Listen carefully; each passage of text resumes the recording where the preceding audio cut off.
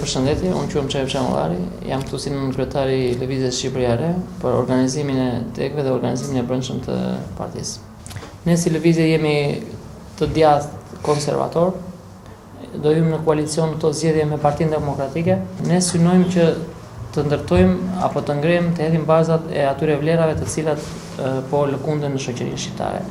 Dhe për këtë arsye kemi hedhur në diskutim një platformë politike disa pika të cilat ne mendojmë se duhet të ndryshojmë. Disa pika të kësaj platforme janë fuqizimi i kombit dhe shtetit shqiptar kundër korrupsionit. Nuk ka një vend në administratën publike, një sektor që mund të vesh të marrësh një shërbim pa bërë korrupsion, pa dhënë rishvet. Pra korrupsioni është ulur këmbkryq në çdo hall të shoqërisë shqiptare. Dhe të gjithë pretendojnë se do ta luftojnë korrupsionin. Ne kemi menduar se korrupsioni duhet të rreth pa njëherë duhet luftohet në mendjen tonë.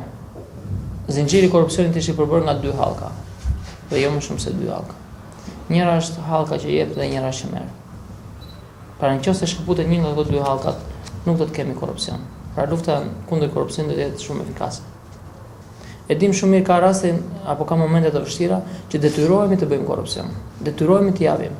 Kur jeta e një të afërmit tonë vjet në rrezik dhe ne jemi në spital dhe na kërkohet rishvet, duam nuk mund të luajmë me jetën tonë apo me jetën e të afërmit tanë. Dhe detyrohemi që të japim rishvet. Por nëse të gjithë do bashkohemi dhe do ngrejmë zërin kundër korrupsionit, mendojmë se do të arrihet diçka. Ne kemi menduar që duhet të ngrihet një agjenci, Agjencia e Supervizimit të Administratës Publike. Pra, e para që duhet kalojnë në shosh dhe që duhet të kontrollohet dhe të korrigjohet është administrata publike. Burimi numër 1 i korrupsionit. Pra aty lind korrupsioni. Mentaliteti për administratën publike duhet të ndryshojë pasi të kemi vendosur disa rregulla dhe një kontroll të fortë mbi administratën publike.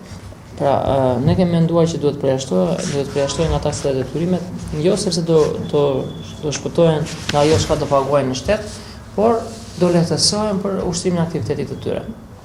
Dhe çfarë të mira do të kishte shteti në momentin që do të përjashtonte këto tre kategori nga detyrimet që ka shteti, nga presioni që këto mbartin.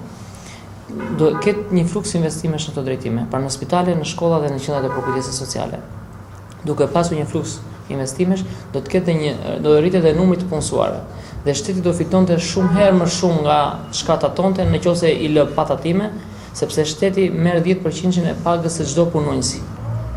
Pra, duke u rritur numri i vendeve të punës, 10% i pagës së çdo punonjësi do të janë të ardhura më të mëdha nga çka shteti vjel sot nga këto biznese. Pra duhet të ketë një politikë për rritjen e vendeve të punës. Vetëm në këtë lloj mënyre mund pra i zhvilluar kur numri më i madh i të rinjve është i papunë. Kur të rinj studiojnë, diplomohen dhe nuk gjejnë një mundësi për të punësuar. Pyetja e parë që ne na bëhet pasi marrim shkollën është: a ke eksperiencë punë?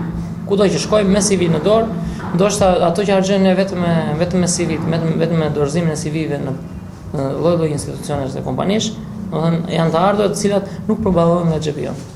Ai shumë vëmë të aplikojmë sa lodhemi një ditë. Dhe pyetja që na bëhet apo ajo e cila na pengon ne është eksperiencë e punës. Si mund të kenë të rinjtë eksperiencë pune kur në çdo deri bëhet e njëjta pyetje? Pra, kush duhet të shikojë që t'ia plotësojë këtë mundësinë e eksperiencës apo të punësimit të rinjve? Është shteti i cili me politikat e veta duhet të lërë sa më shumë hapësirë për të rinj. Dhe neve, duke qenë se në fokusin tonë është rinia, kemi hedhur një ide, është shumë ide e fortë, ndoshta për një pjesë, për një kategori të personave që punojnë në administratë publike, është e papranueshme. Ne kemi hedhur idenë e përjashtimit nga administrata publike të personave mbi 45 vjeç. Dhe zvendësimi i tyre me të rinjt. Shumë kush mund të thotë është diçka e padrejtë që të përjashtosh nga administrata publike personave mbi 45 vjeç, pra kriterin e moshës.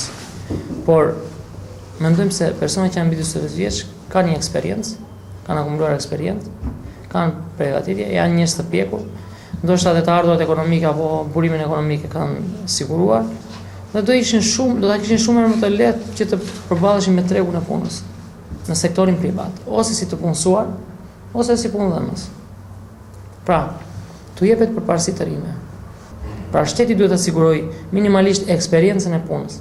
Përgjegjësimi i kombit shqiptar, pajisa me pasaporta e çdo bashkëkombësi shqiptar. Kjo ka qenë një ndër pikat të cilat neve kemi kohë që kemi hedhur për diskutim.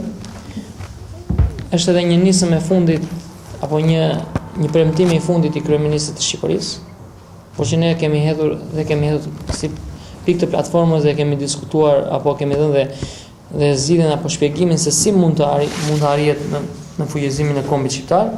Ne kemi menduar që pajisja me pasaporta e gjithë shqiptarëve duhet të shoqërohet me disa ndryshime.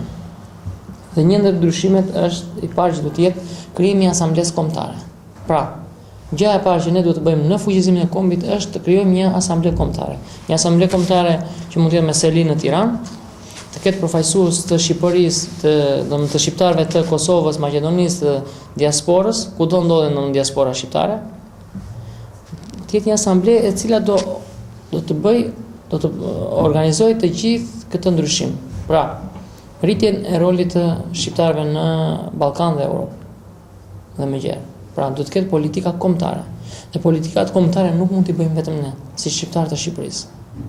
Pra, ne mund të hedhim ide, mund të shtojmë si ide këtë që të krijojmë asamble kombëtare, por asamblea kombëtare, vendimet e asamblesë kombëtare duhet t'i marrim të gjithë së bashku. Krijimi i asamblesë kombëtare me 21 përfaqësues, kemi dhënë neve iden nga të gjitha vendet. Një asamble e cila do të funksiononte më së miri, do të krijonte politika të mbar kombëtare. Hapi i dytë është pajisja me pasaportë shqiptare të gjithë shqiptarëve kudo ndodhen, dhe ata të kenë detyrim të paguajnë €1 në muaj për pasaportën e tyre, pra për shtetësinë e tyre. Ata të paguajnë, do të lindë ajo detyrimi për të paguar €1. €1 për person. €1 në muaj, e cila do të ishte shumë nëse llogarisim që numri i shqiptarëve i kalon të 20 milionët. Jemi më shumë se 20 milion shqiptarë. Pra nëse do llogarisim €1, janë më shumë se 20 milion shqiptarë pa. Mos të luajmë shumë me numrat, po janë mbi 20, janë nga 20 deri në 30 milion llogaritë të tjera numri shqiptarëve, sepse vetëm në Turqi kemi 8 milion shqiptarë. Po në Egjipt, po në Damask, tani që ndodhi problemi lufta civile në Siri, doli domethënë që në një lagje e madhe, domethënë një ndër lagjet më të mëdha të Damaskut është lagji shqiptar. Domethënë është e përbërë e banuar nga shqiptarët. Plus se sa kemi në gjithë Europën, në Zvicër, në Itali, në Greqi, në Amerikë, kudo, domethënë dhe diaspora e vjetër dhe diaspora e re shqiptare, pra do të ishte një fond i cili do garantonte më së miri funksionimin e kësaj asambleje dhe krijimin e politikave kombëtare.